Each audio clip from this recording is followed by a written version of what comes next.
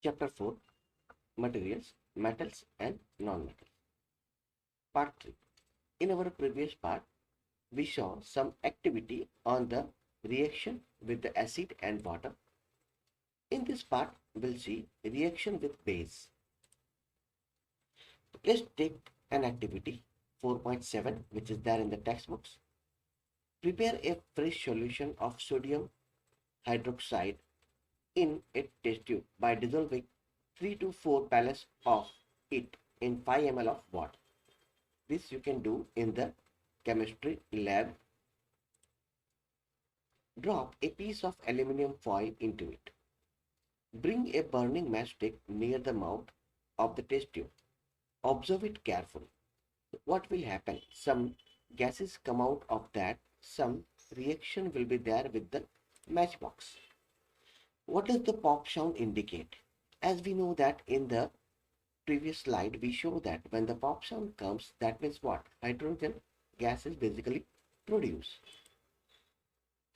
As before, the pop sound indicate the presence of the hydrogen gas.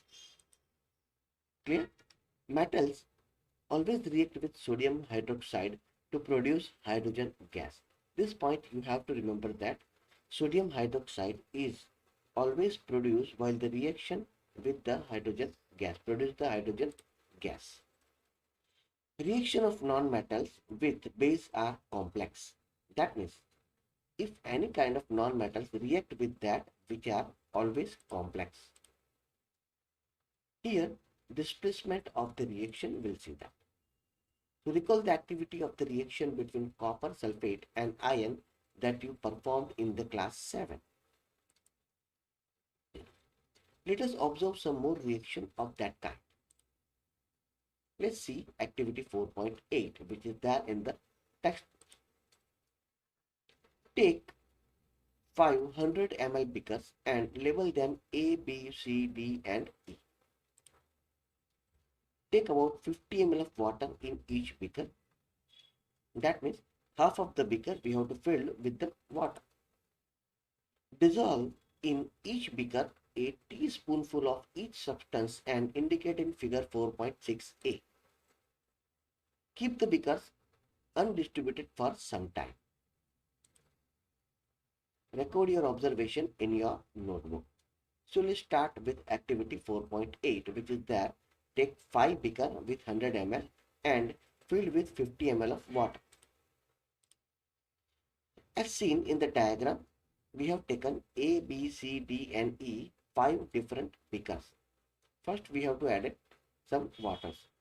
In one beaker A, copper sulphate, that is CuSO4 is there, and that is with zinc granules. That means some part of the zinc's granule we have to add. In second beaker, B beaker, we are talking about that copper sulphate CuSO4 and some iron metals, some iron nails, we have to add it, as you can see over here, which is there in your book also. You can just check it out. In beaker C, zinc sulphate is there and copper turnings, that is Cu, some copper materials we have to add in that. In this part you can see. In beaker D, instead of zinc sulphate, now we will use iron sulphate, that is FeSO4, and add some copper metals in that. There will be no changes in these 3 beakers, as you can see. And in beaker E, zinc sulphate plus iron nails, that we have to add it over here. So like this, we have to create, or we have to prepare 5 different beakers and add some copper sulphate and zinc sulphate materials, and we have to add some materials in that. Some piece of the metals we have to add in that. So what are the reactions that we have to do it, and we have to understand it. So what changes do you observe in the various beaker? You have read that one metal displaces another metal from this component is aqueous solution. In beaker A, zinc replaces copper Cu from the copper sulphate. That's for CuSO4 is there.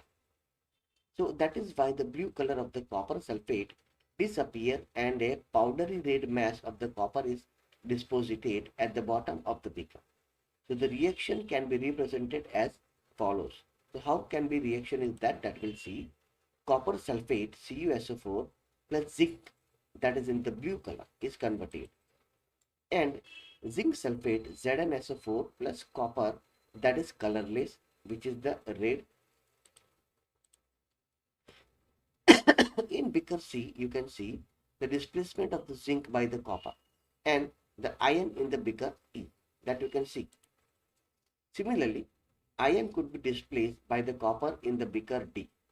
Since we do not see any changes in the beaker C, we can infer that copper is not able to replace zinc from the zinc sulphate. That means copper is not basically differ from the zinc sulphate. So, but why? The question arises that in the mind.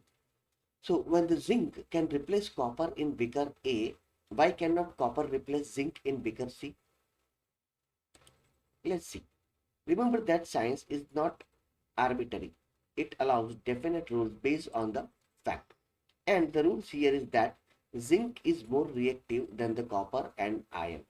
The zinc metal is more reactive metal in comparison of copper and iron. A more reactive metal can replace a less reactive metal. So this point you have to understand. A more reactive metal, copper, just example, can replace a less reactive metal, that is just example iron, but less reactive one cannot replace a more reactive metal. Now you can understand why there are no displacement reaction in beaker D and E also. So can you guess the sequence of the metal from more reactive to less reactive among the zinc, iron and copper? Let's see. Okay, so use of metals and non-metals. So as you know that there are various materials we are using in day-to-day life. In this chapter, we usually did all activities on the base of the chemical reaction. These may be understood or may not be understood, but once you do the practical, at that time, your idea will be definitely clear with that. Now see, understand use of metals and non-metals. You should be able to guess why metals are used in the making machinery, automobiles, aeroplanes, trains, satellites, industrial gadgets, cooking utensils, water, boilers, etc. And you are also familiar with the use of some non-metals.